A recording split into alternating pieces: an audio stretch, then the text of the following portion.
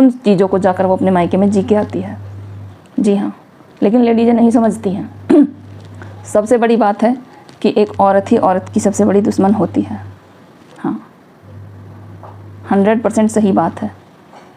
लेकिन सब बोलते हैं सब सास बनते हैं, सब बहू बनते हैं।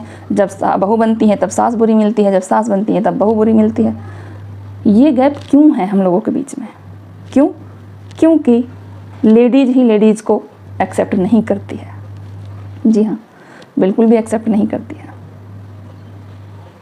जेंट्स में ये चीज़ें बहुत कम होती हैं, नॉर्मली बहुत कम हैं कि 10 या 20% लोग एक दूसरे से चिढ़ते हैं कि बाप से, भाई से, बहन से, जीजा से, किसी से बहुत कम लोग चिढ़ते हैं।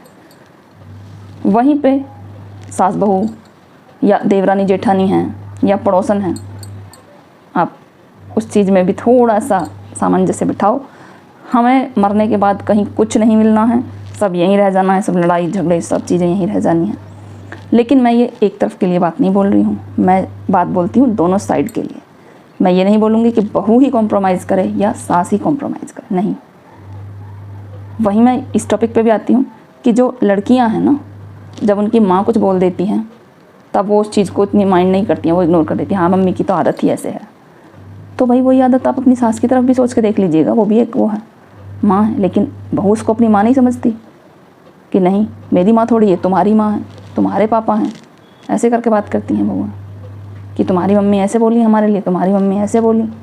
नहीं, अगर उसमें तुम्हारी हटाकर मम्मी आ जाएगी ना तो घर में बातें नहीं बढ़ती। वो घर आज भी बहुत अच्छे तरीके से चलते हैं, चाहे वो रिच फैमिली है, चाहे वो पुअर फैमिली है, चाहे वो मिडिल क्लास है, कैसे भी हैं, वो आज भी बहुत अच्छे से चलती हैं।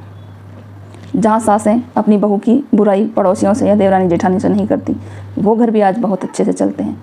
और जो बहुएं अपने मायके में जाकर अपने सास नंदों की बुराई नहीं करती, वो घर भी आज बहुत अच्छे से चलते हैं, क्योंकि उनमें कहीं थोड़ी सी मिसअंडरस्टैंडिंग चल रही होती है, वो ठीक हो जाती है। वीडियो अच्छी लगी हो तो लाइक शेयर सब्सक्राइब भी कर दीजिए। राधे राधे।